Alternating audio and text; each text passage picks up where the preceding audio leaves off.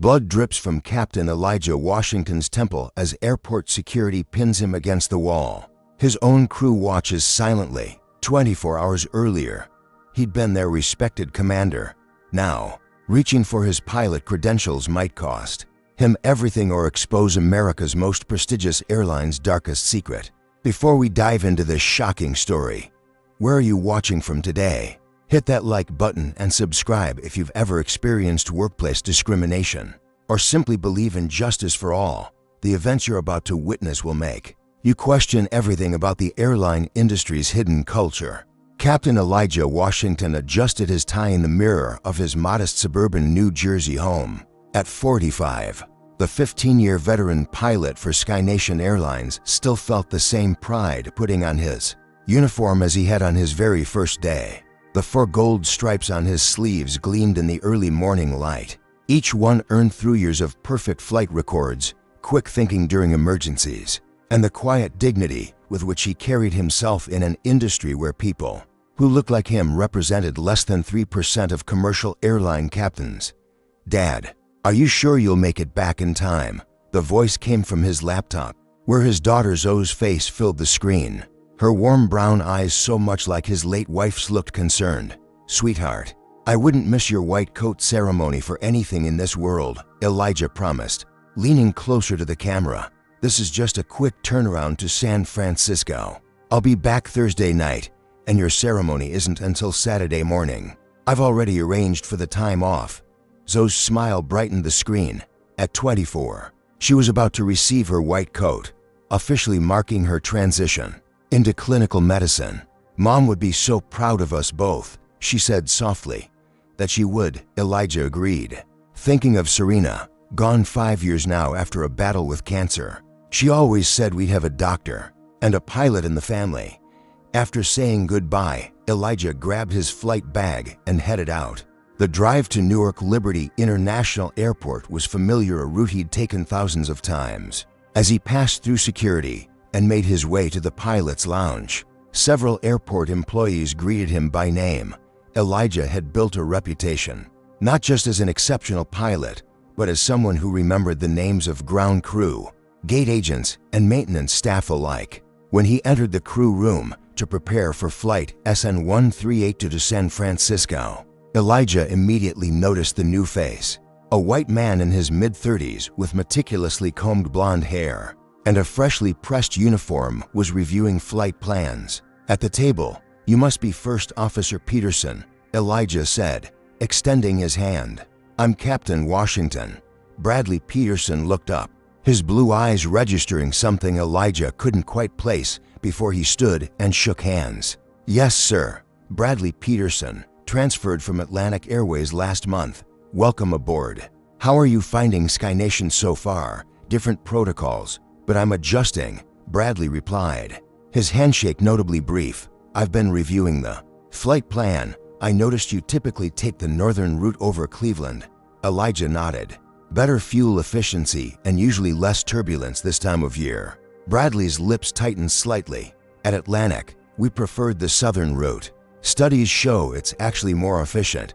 Elijah had encountered this before, new officers subtly questioning his judgment, rather than point out that he had literally written portions of SkyNation's fuel efficiency manual. He simply smiled. "We can discuss alternative routing if you'd like to present some data. For today, though, we'll stick with what dispatch has approved." As they continued the pre-flight briefing, Elijah noticed other subtle signs of discomfort. The lead flight attendant, Vanessa Klein, barely made eye contact during introductions. When he asked specific questions about cabin readiness, she directed her answers to Bradley instead. While heading to his locker to stow his personal items, Elijah ran into Raymond Turner, a ground crew supervisor and friend for over a decade. "Elijah," Raymond said quietly, pulling him aside, "just a heads up, there's been some talk about you in management lately." "What kind of talk?" Elijah frowned. "Nothing specific. Just be careful. Some of these new transfers from other airlines, they've been filing reports on small procedural stuff. Seems targeted, if you ask me." "Thanks for the warning," Elijah said, clapping his friend on the shoulder. When he reached his locker, another surprise awaited. His name badge, the one with his captain's credentials and security clearances, was missing. After searching thoroughly, he had to request a temporary credential from operations, delaying his pre-flight procedures by 15 minutes. As passengers began boarding, Elijah conducted his exterior inspection of the Boeing 787 Dreamliner, walking beneath the massive wings, checking control surfaces, and examining engine intakes had always been a calming ritual. Today, however, he couldn't shake an uneasy feeling near the forward cargo hold. He overheard Bradley's voice from around the nose of the aircraft. "Yes, I'm documenting everything," Bradley was saying in a hushed tone. "Trust me, procedure. Violations won't be tolerated, no matter how much seniority he has." Elijah cleared his throat as he rounded the nose, and Bradley quickly ended his call, slipping the phone into his pocket. "Everything okay, First Officer?" Elijah asked casually. "Yes, Captain. Just confirming some details with operations," Bradley replied smoothly. When Elijah finally entered the cockpit to begin his preparation, he found all of his settings altered. The seat had been moved, the display configurations changed, and even the air vent direction adjusted. These were small things, petty, really, but in the highly procedural world of commercial aviation, they sent a clear message. Someone had been in his space, breaking protocol. Rather than make an issue of it, Elijah calmly reset everything to his preferences and began the pre-flight checklist. As a black man who had made it to the highest levels of commercial aviation, he had learned long ago which battles were worth fighting. For now, he would focus on what mattered most: safely flying 300 passengers to San Francisco. What he didn't realize was that this flight would become the most important battle of his career. 3 hours into the flight, cruising at 38,000 feet over the Midwest, Elijah unbuckled his seatbelt. "I'm going to take a quick bathroom break," he told Bradley, who nodded without looking up from the instruments. "I'll hold down the fort, Captain," Bradley replied, his tone professionally detached. The cockpit door automatically locked behind Elijah as he stepped into the first-class cabin. The lead flight attendant, Mia Rodriguez, was organizing the galley when she saw him. Something in her expression changed, a flash of what looked like worry crossing her features. "Everything okay, Mia?" Elijah asked. "Yes, Captain," she answered quickly. "Can I get you anything?" "No, thank you. Just using the lavatory." As he moved past her, Elijah noticed her hands were shaking slightly. In his 15 years as a commercial pilot, he had developed an instinct for when something wasn't right on his aircraft. Right now, that instinct was screaming at him. After using the restroom, Elijah returned to the cockpit door and executed the standard knock pattern that all pilots used, a security measure implemented after 9/11s. He waited for the typical camera check and door release. Nothing happened.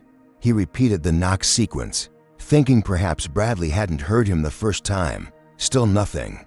Elijah pressed the intercom button beside the door. "First Officer Peterson, this is Captain Washington requesting re-entry." After a moment, Bradley's voice came through the speaker. "I'm sorry, Captain. I've received instructions regarding security protocol that prevent me from opening the door." At this time, Elijah blinked in disbelief. "What security protocol? I'm the captain of this aircraft. I've received direct orders from Chief Pilot Gerald Harrison. I can't say more over the intercom." Elijah felt his heart rate increase, but kept his voice steady. "First Officer Peterson, I am ordering you as the captain of this aircraft to open this door immediately. If there's a security concern, we need to discuss it." "I'm sorry, sir. I'm unable to comply with that request." Elijah entered his emergency override code into the keypad, a last resort measure that only the captain should know. The red light on the panel continued to glow. The override had been rejected. By now, several first-class passengers had noticed the unusual situation. A captain being denied entry to his own cockpit. Some had taken out their phones and begun recording. Mia approached, her face pale. "Captain Washington," she whispered. "He locked the door the moment you left. He was waiting for you to go." Before Elijah could respond, Trevor Blackwell, the senior flight attendant, joined them. A tall black man in his 50s, Trevor had been flying almost as long as Elijah. "What's going on, Captain?" Trevor asked, his eyes darting between Elijah and the locked cockpit door. "Apparently, First Officer Peterson has received some kind of security directive that prevents me from re-entering my own cockpit," Elijah explained calmly. Conscious of the watching passengers, Trevor frowned. "That doesn't make any sense. Let me try." Trevor pressed the intercom. "First Officer, this is Senior Flight Attendant Blackwell. Can you explain the situation?" "This is a security matter, Mr. Blackwell," Bradley's voice came back. "Please return to your duties and ensure Captain Washington remains in the cabin with the passengers." "Sir, I've worked for this airline for 27 years, and I've never heard of such a protocol," Trevor said firmly. "Nevertheless, those are my instructions. Also, please inform the passengers that we're making a slight course adjustment due to weather. We'll be landing in Denver to address a mechanical issue." Elijah's eyes widened. "Denver? There's no mechanical issue, and the weather is clear all the way to San Francisco." He took out his company phone and called SkyNation's air traffic coordination desk, using his security clearance to get through immediately. "This is Captain Elijah Washington on flight SN1382. Has my aircraft declared an emergency or requested a diversion to Denver?" The coordinator sounded confused. "No, Captain. We show your flight proceeding normally to San Francisco. Is there an issue we should be aware of? I'm trying to determine that myself," Elijah replied grimly, ending the call. The plane banked slightly to the south. Bradley was indeed changing course. Passengers were now openly staring and whispering. A middle-aged woman approached Elijah. "Excuse me, aren't you supposed to be flying the plane?" she asked, her voice tight with anxiety. "Ma'am, I'm handling a procedural issue. Everything is under control," Elijah assured her, though he was beginning to doubt that himself. Whatever was happening, it was now clear this was no standard security protocol. This was something else entirely, and Elijah Washington was not about to let someone else commandeer his aircraft without a fight. What happens when the person you trusted as your second in command betrays you at 38,000 feet? Drop a number 1 in the comments if you'd fight back immediately, or a number 2 if you'd try diplomacy first. Like this video if you've ever been undermined at work, and subscribe to see more stories of justice served. Now, how would Captain Washington respond to this unprecedented betrayal? Elijah's mind raced through his options, with the cockpit door locked against him and the aircraft veering off course. He needed to establish control of the situation quickly. Using his satellite phone, a backup communication device rarely needed, he called SkyNation's operations center directly. "This is Captain Elijah Washington on flight SN1382. I need to speak with the Director of Operations immediately. This is a code yellow situation." The code indicated a significant operational issue short of an emergency. After a tense minute, Victoria Adams, the Director of Operations, came on the line. "Captain Washington, what's the situation?" Director Adams: "I've been locked out of my own cockpit by First Officer Peterson. He claims to have orders from Chief Pilot Harrison, but won't elaborate. Now he's diverting to Denver without authorization, claiming mechanical issues that don't exist." There was a stunned silence on the other end. "He's done what? I've never heard of anything like this." "Neither have I," Elijah replied grimly. "I need authorization to regain command of my aircraft immediately." "Of course you have it. This is completely irregular. Let me contact Chief Pilot Harrison and get back to you right away. In the meantime, I'll notify Denver that there's a situation aboard your flight." As Elijah ended the call, the cabin PA system crackled to life with Bradley's voice. "Ladies and gentlemen, this is First Officer Peterson speaking. Due to health concerns with Captain Washington, I've assumed command of the aircraft per SkyNation protocol. We'll be landing in Denver in approximately 45 minutes to address this situation and a minor mechanical issue. Please remain calm and seated. There's no danger to the flight." Murmurs immediately spread throughout the cabin. Passengers looked to Elijah with confusion and concern. Some seemed frightened, others suspicious.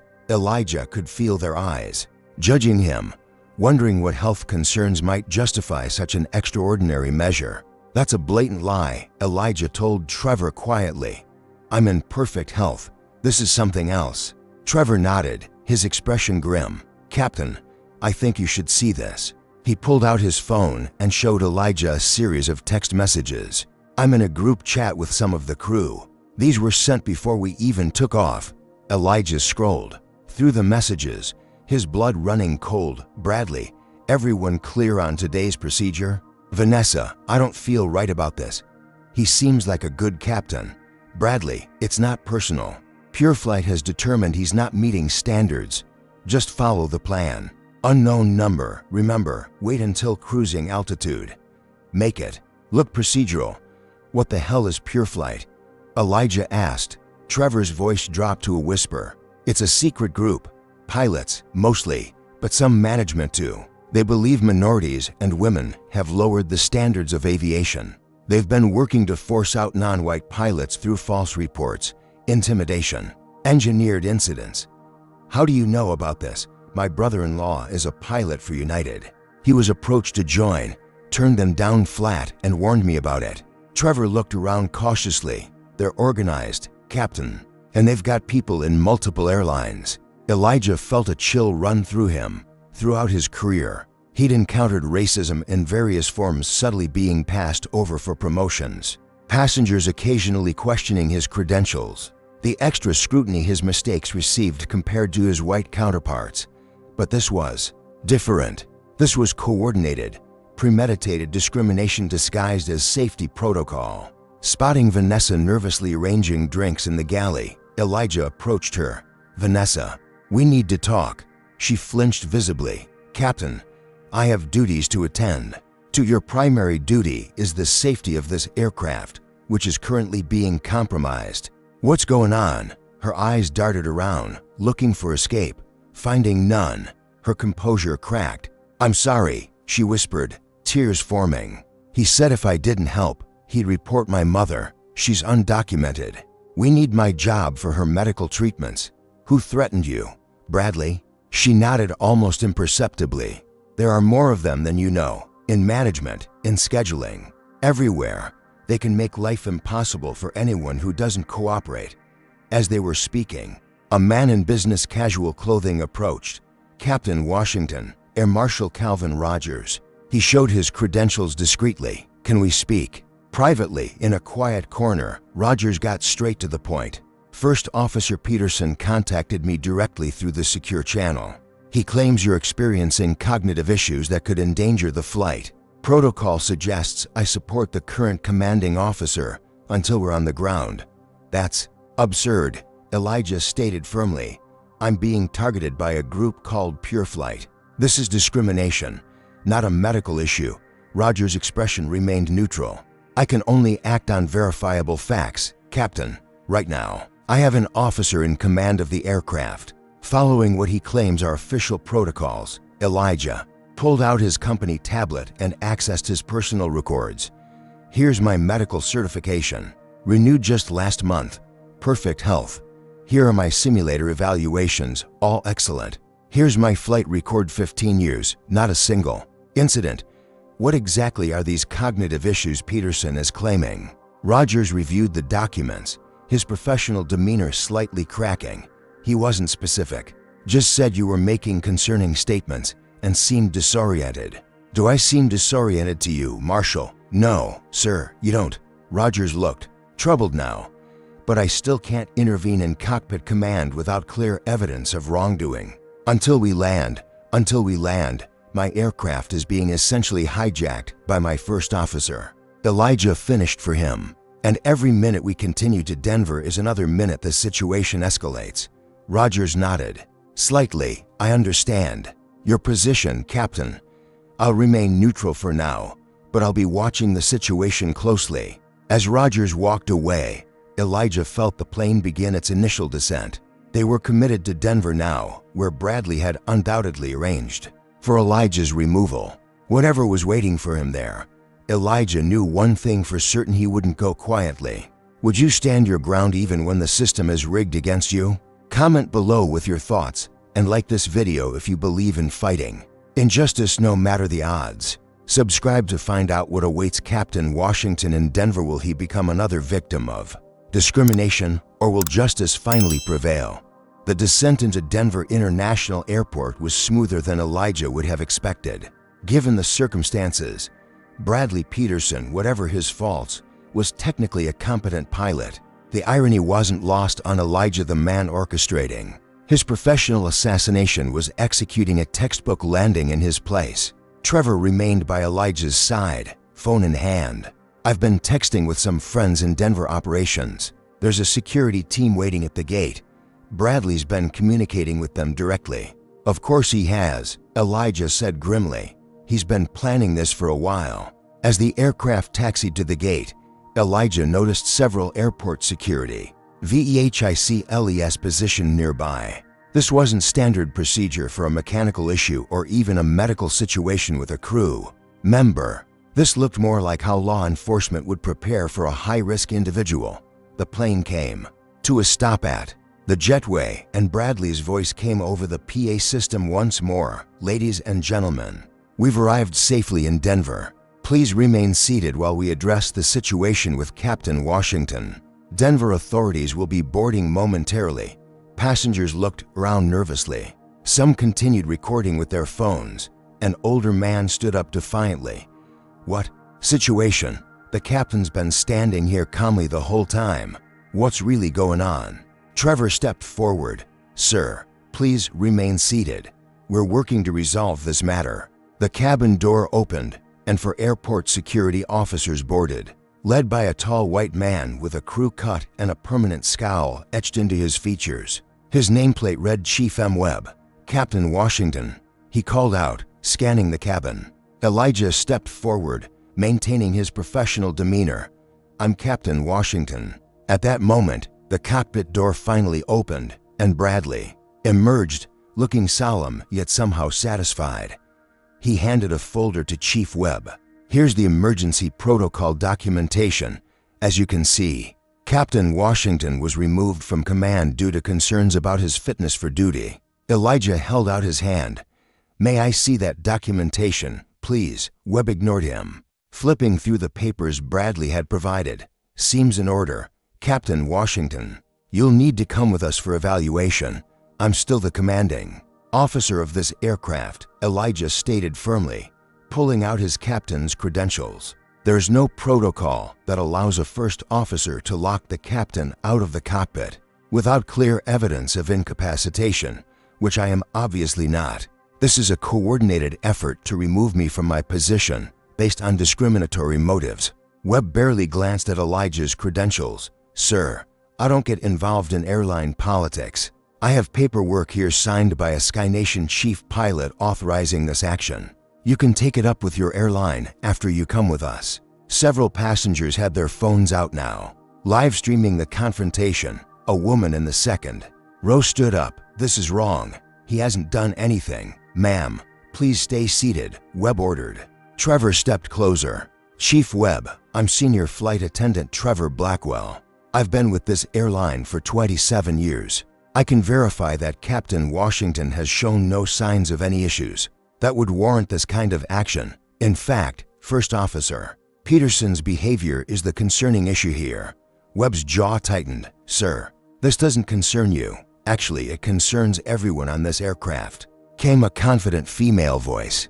A black woman in her 40s stood up from first class. "I'm Dr. Amara Johnson, Chief of Neurosurgery at San Francisco General. I've been observing Captain Washington since this situation began. As a medical professional, I can state unequivocally that he displays no signs of cognitive impairment or any condition that would justify his removal." Bradley's face reddened. "With all due respect, Doctor, you haven't observed him in the cockpit where the concerning behavior occurred. And what specific behaviors were those?" Dr. Johnson challenged. Bradley hesitated. "That's confidential. Airline information." Elijah pulled out his phone. "I'm calling Howard Mitchell, the CEO of SkyNation, directly." He dialed the number one rarely used, but provided to all captains for emergency situations. The call went to voicemail. Elijah left a terse message explaining the situation. "Enough of this," Webb said. "Captain Washington, you're coming with us now. We can sort this out on the ground." "I am on the ground," Elijah pointed out. and I'm not leaving this aircraft until I speak with someone from SkyNation management who can verify these so-called protocols. Webb nodded to his officers. Escort Captain Washington off the aircraft. 2 officers moved toward Elijah. He held up his hands. I'm not resisting, but I am reaching for my additional identification in my inside pocket, which includes my air transport pilot certification and medical documents. As Elijah reached slowly into his jacket, one of the officers suddenly grabbed his arm, twisting it behind him. He's reaching for something, the officer shouted, using much more force than necessary. It's just my ID, Elijah protested. The second officer slammed Elijah against the bulkhead. When Elijah tried to turn his head to explain, the officer shoved his face against the wall. His temple hit a protruding oxygen mask compartment, breaking the skin. Blood began trickling down the side of his face. "Stop it," Dr. Johnson shouted. "This is assault." Passengers were on their feet now, phones recording everything. The hashtag Captain Elijah was already trending on social media as live streams captured the moment. A respected airline captain, who happened to be black, was bloodied for simply reaching for his identification. The officers handcuffed Elijah and began marching him toward the door. As they passed Bradley, Elijah looked him directly in the eyes. "This isn't over," he said quietly. Bradley's smug expression faltered slightly. "It is for you." As Elijah was escorted through the terminal in handcuffs, blood still on his face, hundreds of phones captured the moment. What Bradley and his PureFlight associates didn't realize was that in trying to end Elijah Washington's career, they had instead turned him into a symbol and unwittingly exposed themselves to the harsh light of public scrutiny. By the time Elijah reached the airport security office, the video of his arrest had already gone viral. The image of a uniformed black airline captain with blood running down his face, being led away in handcuffs while calmly stating his credentials, struck a chord that resonated far beyond the aviation community. Within 2 hours, #Captain Elijah and #SkyNation Shame were trending nationwide. The original videos posted by passengers had been viewed millions of times. Cable news networks picked up the story, running the footage on repeat while aviation experts expressed shock at the unprecedented situation. Back on the aircraft, Trevor Blackwell had quietly organized a passenger rebellion of sorts. Working with Dr. Amara Johnson, he moved through the cabin collecting contact information and testimonials from willing passengers, what they did too. Captain Washington was wrong, a businessman told Trevor, handing over his business card. "I've flown over 2,000,000 miles, and I've never seen anything like this. Count me in for whatever statement you need." Dr. Johnson was even more direct in her approach. "As medical professionals, we have an ethical obligation to speak up when we witness abuse of power," she told a group of passengers. "What we just saw was a textbook example of racial profiling disguised as procedure." Meanwhile, Bradley Peterson had managed to secure a replacement first officer from Denver and was preparing the aircraft to continue to San Francisco without the original captain and with many deeply disturbed passengers. While he was conducting his pre-flight checks, a notification lit up his phone. His face paled as he read a text from a fellow PureFlight member. "Videos everywhere. Damage control needed ASAP." Switching to a news app, Bradley saw his own face, captured in the background of one of the viral videos, smirking as Elijah was led away bleeding. The caption read, "First officer who locked black captain out of cockpit watches arrest." With satisfaction, Bradley immediately called Gerald Harrison, SkyNation's chief pilot and a senior PureFlight member. "It's a disaster," Bradley hissed into the phone. "They're making him look like a victim." "Stick to the script," Harrison replied coldly. He became erratic in the cockpit. "You followed protocol for an impaired pilot. Nothing more to it. There are hundreds of witnesses. Passengers don't understand aviation procedures. We'll handle the PR. Just get that plane to San Francisco." Bradley wasn't convinced but had little choice now. He'd committed to this course of action and had to see it through. Across the country in Baltimore, Zoe Washington was in the middle of a study group when her phone began buzzing incessantly. Opening it, She was confronted with a news alert featuring her father's bloodied face. "Dad," she gasped, immediately calling his number. No answer. Her hands shaking, she called the family's longtime attorney, Winston Clark, a former commercial pilot turned aviation attorney. "Winston, something's happened to Dad. It's all over the news." "I'm already on it," Winston replied grimly. "I'm booking a flight to Denver now. This is a clear case of discrimination, and from what I'm seeing, it's not isolated." "What do you mean?" "I've been tracking similar incidents for years. Black pilots reported for minor infractions that white pilots routinely get away with, sudden performance reviews, reassignments to less desirable routes. But this is the most blatant case I've ever seen. They literally locked your father out of his own cockpit." "Who's they?" "That's what we're going to find out," Winston promised. "In the meantime, your father is going to need support. This is going to get ugly before it gets better." While Zoe coordinated support for her father, SkyNation's PR team was in crisis mode. Their initial statement was cautious and vague. SkyNation is aware of an incident aboard flight SN1382 involving Captain Elijah Washington. "We are investigating the circumstances thoroughly and will provide updates as appropriate. The safety of our passengers and crew remains our top priority." The statement only fueled public outrage. Comments flooded SkyNation's social media accounts. "Safety? He was the captain. The first officer endangered the flight. Just say it, you didn't want a black man flying your plane. Canceling my SkyNation credit card. Never flying with racists again."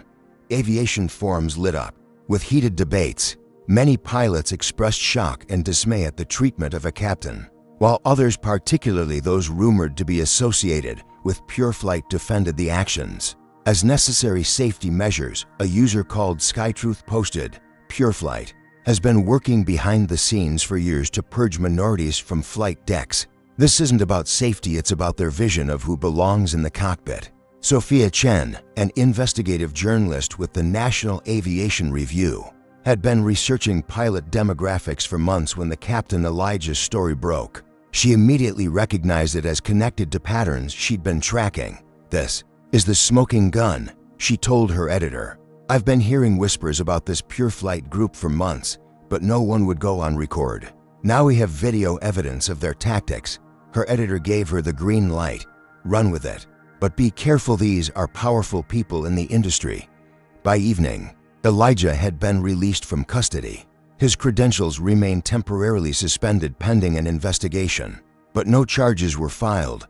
The images of him leaving the security office, his white shirt collar stained with dried blood, his expression dignified despite the humiliation, only added fuel to the growing firestorm. His phone rang as he checked into an airport hotel. It was Howard Mitchell, SkyNation's CEO. "Captain Washington, this is a most unfortunate situation," Mitchell began, his tone professionally concerned yet distant. "That's one way to put it."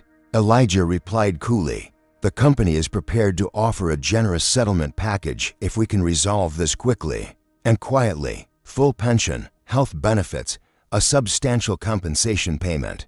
All we would need is your signature on a standard non-disclosure agreement." Elijah almost laughed. "You want to pay me to be silent about being discriminated against, assaulted, and publicly humiliated? We're not admitting to any wrongdoing, Captain.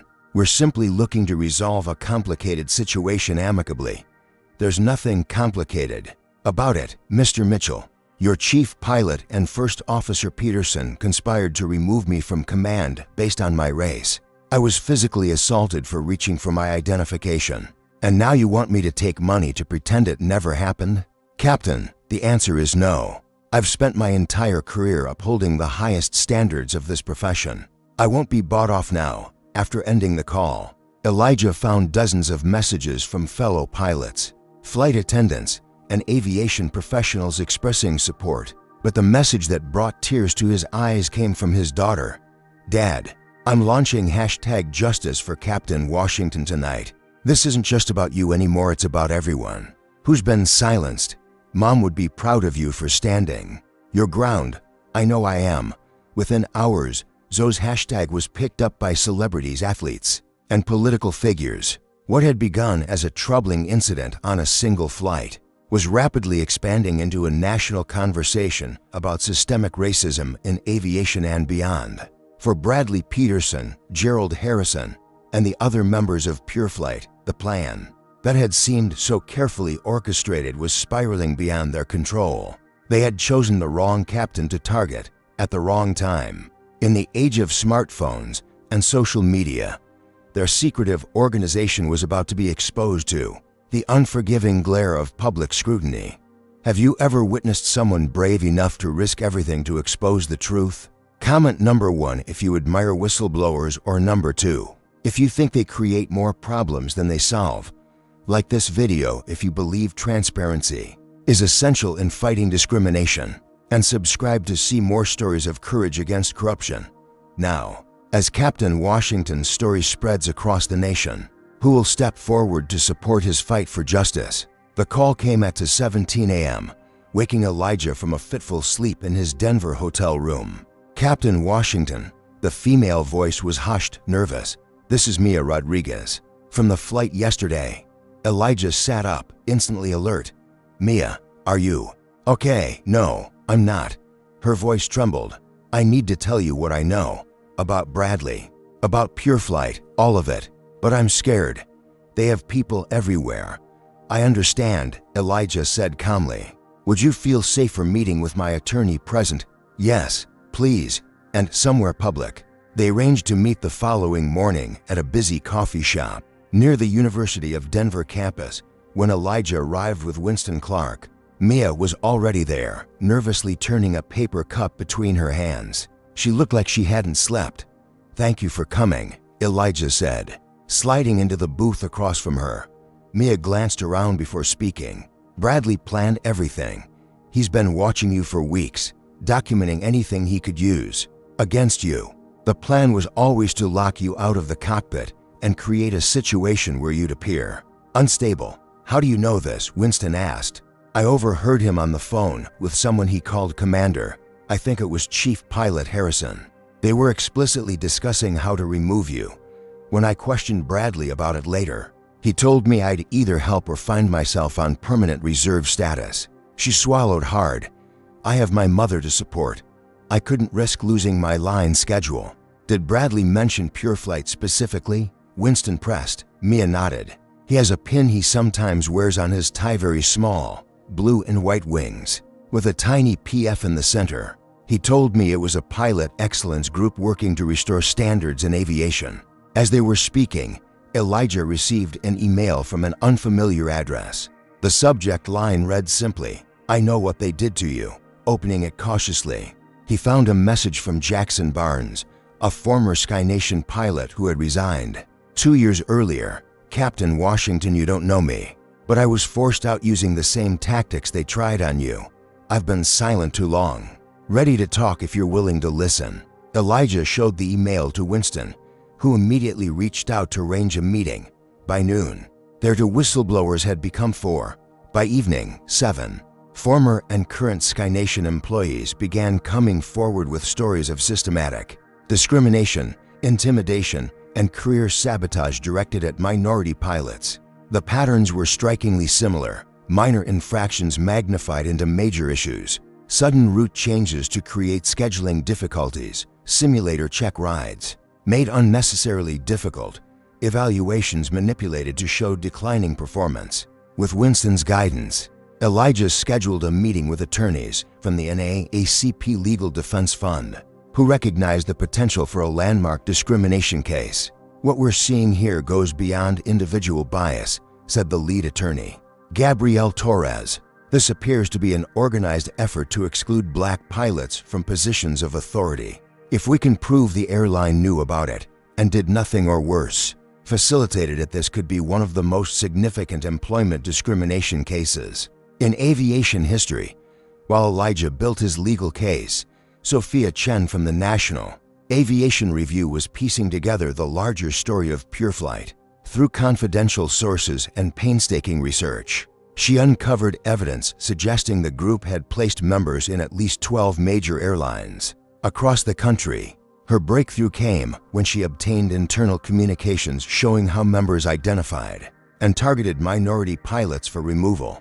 The language was clinical, referring to targets as standard deviations and procedural correction candidates, but the intent was unmistakable. When Sophia requested access to Flight SN 1382's data recorder information, the black box that would have captured all cockpit conversations SkyNation claimed technical issues had corrupted the data, this obvious obstruction only intensified media scrutiny as public pressure mounted. Victoria Adams, the director of operations, who had initially spoken with Elijah during the flight, requested a private meeting. They met at a small restaurant near the airport, where Victoria nervously slid a USB drive across the table. "These are internal emails," she whispered. "They go back 3 years and show exactly how they've been targeting black pilots. I've been documenting it since I noticed the pattern, but I didn't have enough proof to go public. Until now. Why are you risking your career to help me?" Elijah asked. Victoria's eyes filled with tears. "My father was one of the first black air traffic controllers in Atlanta. He faced discrimination his entire career. I watched what it did to him, how it broke him down year after year. I swore I'd never be silent if I saw the same thing happening on my watch." The evidence Victoria provided proved invaluable when the Federal Aviation Administration finally launched an official investigation. FAA investigator Terrence Crawford was assigned to the case, but immediately encountered resistance from within the industry. "This is unprecedented," Crawford told Elijah during their first interview. "I've had airline executives calling my supervisor, suggesting this is a waste of resources, that it's just a personality conflict being blown out of proportion." "And what do you think?" Elijah asked. "I think I've been in aviation for 30 years, and I've never seen a first officer lock a captain out of the cockpit without a genuine emergency. Everything about this situation stinks." While the FAA investigation proceeded, Trevor Blackwell was busy organizing current and former SkyNation employees. What began as a small support group quickly evolved into a powerful coalition of aviation professionals determined to expose discrimination throughout the industry. "It's not just pilots," Trevor explained during one meeting. "It's dispatchers, mechanics, flight attendants, air traffic controllers, anyone who doesn't fit their image of what an aviation professional should look like." The coalition began compiling evidence of Bradley Peterson's past behavior. At his previous airline, Atlantic Airways, he had been reprimanded for making racial comments about a Haitian first officer. However, the record had been sealed as part of a quiet settlement. As the investigation expanded, more details about PureFlight emerged. The group had been founded a decade earlier by a small cluster of pilots opposed to diversity initiatives in aviation. What had begun as a private forum for complaints had evolved into an organized network with members in airlines, regulatory bodies, and training facilities. Then came the bombshell. An anonymous user with the handle HighSkyTruth posted a complete PureFlight membership list on an aviation forum. The list included hundreds of active pilots, including dozens in management positions. Gerald Harrison's name appeared not just as a member, but as an executive board member. With the title Fleet Standards Commander, the aviation industry was rocked to its core. Pilots named on the list faced questions from colleagues and management. Some denied involvement. Others claimed they had joined only for networking purposes and were unaware of any discriminatory activities. For Elijah Washington, the revelations were both vindicating and disturbing. The scope of the conspiracy against minority pilots was far greater than even he had imagined. But with each new whistleblower, each piece of evidence, the truth was becoming impossible to ignore. Would you have the courage to speak up if you witnessed discrimination, even if it meant risking your career? Comment below with your thoughts. Like and subscribe if you believe in standing up for what's right, no matter the personal cost. Now, as more insiders come forward, will SkyNation face the consequences of their actions or find a way to bury the truth? The morning after the PureFlight membership list leaked, SkyNation's stock plummeted 17%. Corporate clients, including tech giants and consulting firms with strong diversity commitments, began suspending their business travel contracts. The hashtag boycott SkyNation was trending across platforms. Inside SkyNation's gleaming headquarters in Atlanta, An emergency board meeting had been called. Howard Mitchell paced the room, his normally composed demeanor shattered by the crisis. "This is an unmitigated disaster," he told the assembled executives and board members. "Our reputation is in free fall. Bookings are down 30%. We're hemorrhaging corporate accounts. We need to get ahead of this," said Patricia Reynolds, the head of public relations.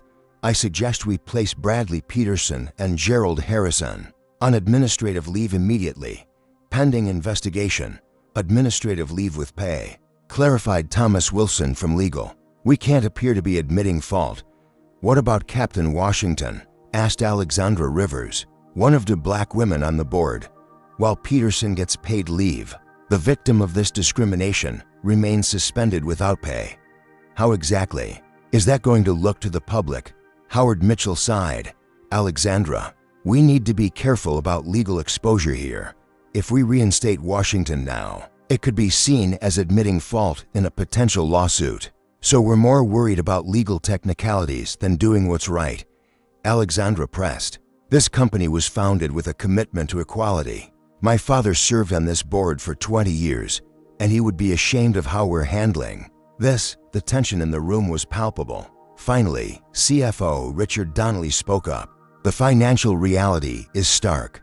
We've lost over $300 million in market value since yesterday. Major shareholders are demanding action. Either we take decisive steps to address this situation, or we risk the company's survival." While Sky Nation's leadership debated their response, Howard Mitchell received a call he'd been dreading.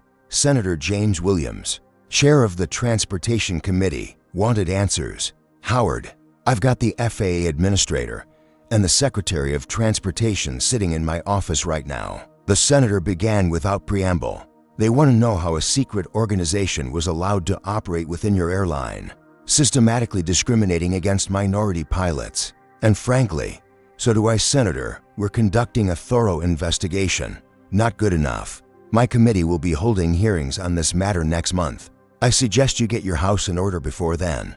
This goes beyond one incident. With Captain Washington, we're looking at potential pattern and practice violations across the industry." The pressure continued to mount when the FBI announced it was opening an investigation into PureFlight for potential civil rights violations and conspiracy. Gerald Harrison was called into Howard Mitchell's office that afternoon. The chief pilot appeared confident despite the growing scandal.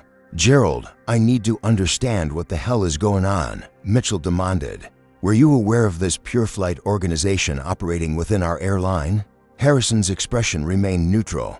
"I'm aware of a professional group dedicated to maintaining the highest standards in aviation. If that's what you're referring to, then yes. Maintaining standards. They locked a captain out of his own cockpit. They engineered a situation where he was physically assaulted by airport security. With respect, sir, that's one interpretation of events." Mitchell stared at him incredulously. "Is it true you're on their executive board? I participate in various professional organizations. I don't see how that's relevant to my performance as chief pilot." "It's relevant when that organization appears to be targeting pilots based on race." Mitchell slammed his hand on the desk. "Do you have any idea what you've exposed this company to?" Harrison's forehead finally cracked slightly. "Sky Nation has been lowering standards for years to meet diversity quotas. PureFlight simply ensures that excellence is still valued over political correctness. You're suspended, effective immediately. Security will escort you to clean out your office." As Harrison left, Mitchell collapsed into his chair, wondering how he'd missed such a cancer growing within his own airline. Meanwhile, Elijah Washington continued to refuse increasingly generous settlement offers. The latest had reached 8 figures with a clear message: take the money and go away quietly. They still don't get it. Elijah told Winston. "This was never about money. They're desperate," Winston replied. "Their shareholders are in revolt. They've got investigations from the FAA, the EOC, and now the FBI. They'll pay almost anything to make this go away. Then they'll have to start by addressing the actual problem: systemic discrimination, not by trying to buy my silence." The aviation industry as a whole began examining its practices. Other airlines initiated internal reviews to identify potential PureFlight members. or similar discriminatory patterns. Pilot unions issued strong statements condemning discrimination and establishing anonymous reporting systems for members who experienced or witnessed bias. Back at SkyNation headquarters, Gerald Harrison had one last card to play. Late that night, he returned to his office using his still active security badge. His goal: destroy evidence linking senior management to PureFlight activities.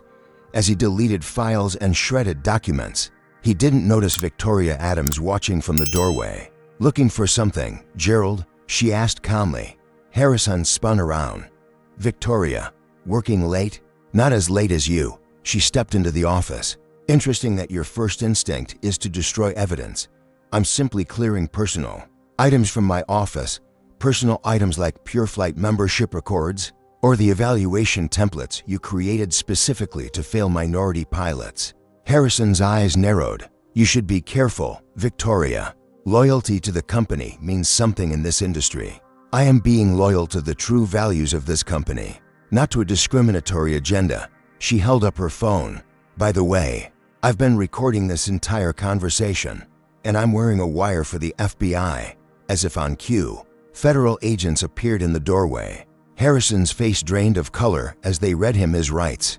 The next morning, another bombshell hit. Alexandra Rivers, the black female board member who had challenged Mitchell's handling of the crisis, resigned publicly with a scathing statement. "I cannot in good conscience remain associated with an organization that has allowed discrimination to flourish under the guise of maintaining standards." The evidence suggests that SkyNation's leadership was aware of PureFlight's activities and either actively supported them or deliberately looked the other way. Until the airline commits to genuine structural change beginning with justice for Captain Washington, I must disassociate myself from this betrayal of our founding principles. Her resignation, coupled with Gerald Harrison's arrest for obstruction of justice, created a perfect storm. SkyNation's stock dropped another 12%.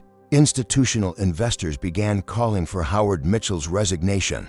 The corporate battlefield was shifting decisively in Elijah Washington's favor. But the most important battle was yet to come: the formal hearing that would determine whether he would ever fly again. The Federal Aviation Administration hearing room fell silent as Captain Elijah Washington entered. After weeks of media coverage, his face had become synonymous with the fight against discrimination in aviation. He walked with the same quiet dignity that had characterized his 15-year career, nodding respectfully to the 5-member panel who would decide his professional fate. On one side of the room sat his supporters: Winston Clark, his attorney; Trevor Blackwell, representing allied crew members; Victoria Adams, who had risked her career to expose the truth; and in the front row, his daughter Zoe, her eyes reflecting both pride and concern. On the other side sat Bradley Peterson, Gerald Harrison, and SkyNation's legal team. Howard Mitchell was notably absent, having sent the company's general counsel. In his place, a decision many interpreted as further evidence of the CEO's reluctance to confront the situation directly. The hearing officer, Martha Jimenez, called the proceedings to order. This formal hearing will determine whether Captain Elijah Washington's credentials should be reinstated following the events of Flight SN 1382. We will also consider whether disciplinary action is warranted against other involved parties. Captain Washington, do you understand the nature of these proceedings? Yes, ma'am, I do. Elijah replied clearly. Very well. First Officer Peterson, you have alleged that Captain Washington demonstrated behavior that justified your extraordinary decision to deny him access to the flight deck. Please present your testimony. Bradley Peterson approached the witness table with rehearsed confidence. Captain Washington displayed erratic decision-making during our pre-flight briefing. He dismissed legitimate safety concerns I raised about our routing during the flight. He made comments that concerned me regarding his mental state. Following SkyNation's protocol for potentially incapacitated pilots, I contacted Chief Pilot Harrison, who authorized the cockpit lockout procedure. Winston Clark's cross-examination was surgical. First Officer Peterson, can you cite the specific SkyNation protocol that authorizes locking a captain out of his own cockpit? Bradley shifted uncomfortably. It's a special procedure for Unusual situations. Can you provide the document number or section of the operations manual where this procedure is described? I don't have the exact reference. That's because it doesn't exist, does it? Winston pressed. In fact, SkyNation has confirmed to this panel that no such protocol exists for the scenario you described. As Winston methodically exposed contradictions, in Bradley's testimony, the first officer's composed facade began to crumble. When presented with his own text messages planning the incident before the flight even departed, Bradley's credibility collapsed entirely. Those messages are being taken out of context, he insisted weakly. What context would justify planning to lock your captain out of the cockpit? Before you'd even met him, Winston asked pointedly. The hearing continued with Mia Rodriguez's testimony. Despite her visible nervousness, she spoke clearly about what she had witnessed. First Officer Peterson locked the door immediately after Captain Washington left the cockpit. I heard him say into his phone, Phase 1 complete. There was no emergency, no erratic behavior from the captain. This was planned. Ms. Rodriguez, did First Officer Peterson ever mention an organization called PureFlight to you? Winston asked. Yes, she confirmed. He told me it was a group dedicated to restoring excellence in aviation. He said they had members in management who could help or hurt my career depending on my cooperation. As the hearing progressed, expert witnesses confirmed what had become increasingly obvious. No safety protocol could justify Bradley's actions. A cockpit security specialist testified that overriding a captain's emergency access codes constituted a serious breach of FAA regulations. When Gerald Harrison took the stand, he immediately invoked his Fifth Amendment right against self-incrimination. When questioned about PureFlight, drawing murmurs from the gallery, Howard Mitchell had submitted written testimony claiming no knowledge of PureFlight's activities within SkyNation.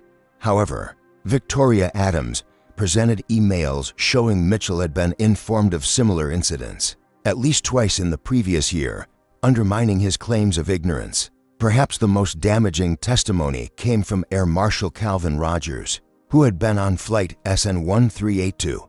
In my professional assessment, Rogers stated firmly, First Officer Peterson's actions created a genuine safety risk by removing the most experienced pilot from command without valid cause. He compromised the security of the aircraft and everyone aboard. Passenger testimonials were overwhelmingly supportive of Elijah. Dr. Amara Johnson's professional evaluation that he showed no signs of impairment carried particular weight with the panel. The final witness was Raymond Turner, the ground crew supervisor and Elijah's longtime friend. This wasn't an isolated incident, Raymond testified solemnly. I've seen at least 5 other minority pilots targeted with similar tactics over the past 3 years. Sudden equipment issues on their assigned aircraft, last-minute flight plan complications, performance reviews scheduled immediately after particularly challenging routes. It was systematic. And did you report these observations? Winston asked. Yes, sir, to human resources, to my supervisors, even directly to Mr. Mitchell once. The response was always the same: they'd look into it. Nothing ever changed. After 4 days of testimony, the panel retired to deliberate. The aviation community held its breath. This wasn't just about one pilot's credentials anymore, it was about whether the industry would finally confront its history of discrimination. 2 days later, the panel reconvened.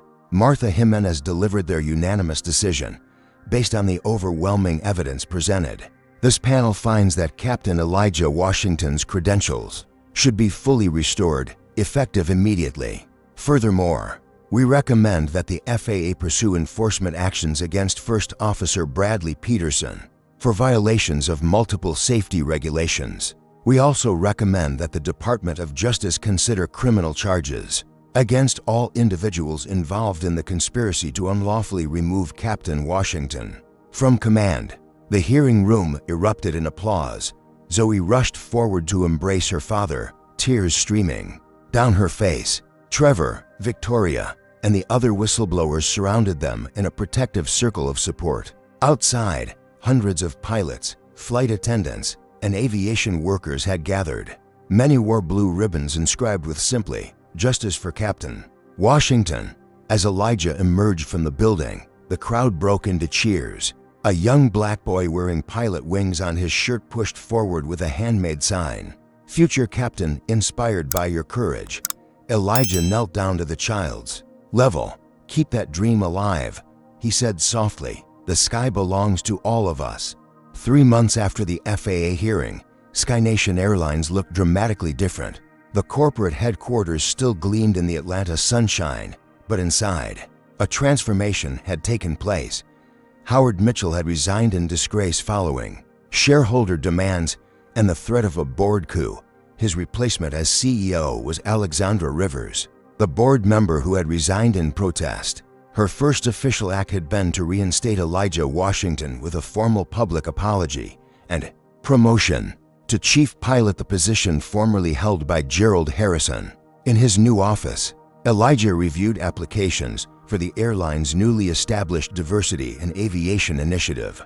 The program, funded largely by the substantial settlement he had finally accepted without any non-disclosure agreement, provided scholarships and mentoring for aspiring pilots from underrepresented groups. A knock at his door interrupted his work. Trevor Blackwell entered, now wearing the insignia of SkyNation's head of cabin crew training. "The new recruits are here," Trevor announced with a smile, "including a certain flight attendant who's starting pilot training next month." Elijah smiled. Mia made it through the selection process with flying colors. Her experience stood out, not to mention her courage in coming forward. As they walked to the training center, they passed walls newly adorned with photographs celebrating SkyNation's diverse history, including images of pioneering black pilots that had previously been relegated to storage. The industry-wide impact of the Washington case, as it had come to be known, extended far beyond SkyNation. The FAA had implemented a comprehensive audit of pilot evaluation practices across all commercial airlines. The Department of Transportation had established a task force on discrimination in aviation. Multiple airlines had discovered and removed PureFlight members from their ranks. Bradley Peterson, Gerald Harrison, and 5 other key conspirators now faced federal charges for civil rights violations and conspiracy. Many others implicated in the scandal had been fired or forced to resign. The aviation community was engaged in a painful but necessary process of self-examination. For Elijah personally, the most meaningful outcome wasn't the policy changes or even his promotion. It was the knowledge that future generations of pilots might not face the same barriers he had encountered throughout his career.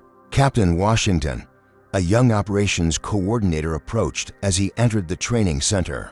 "Your aircraft is ready for pre-flight inspection whenever you're ready." Today was special. Elijah's first flight as chief pilot would be taking him to San Francisco, where Zoe's white coat ceremony would take place the following morning. He had specifically requested to command this flight, bringing his journey full circle. The Boeing 787 Dreamliner assigned to the flight was SkyNation's newest flagship aircraft. Recently christened Horizon Breaker, a name selected through an employee contest to symbolize the airline's new direction. As passengers began boarding, Elijah stood at the aircraft door, welcoming them aboard. Many recognized him, some asking for photos or simply shaking his hand with murmured thanks. A family approached parents with a young black boy about 8 years old, wearing an aviation-themed t-shirt. "Captain Washington," the father said, "my son William has a question for you."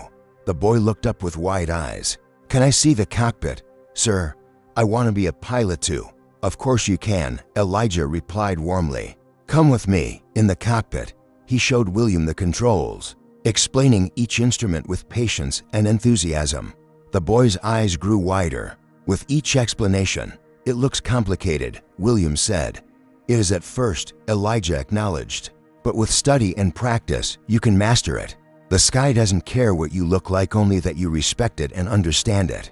As the boy left with his parents, Elijah's new first officer, Gabriela Ramirez, entered the cockpit. "That was nice of you," she commented, preparing her side of the flight deck. "Just paying it forward." Elijah replied, "Someone did the same for me when I was his age.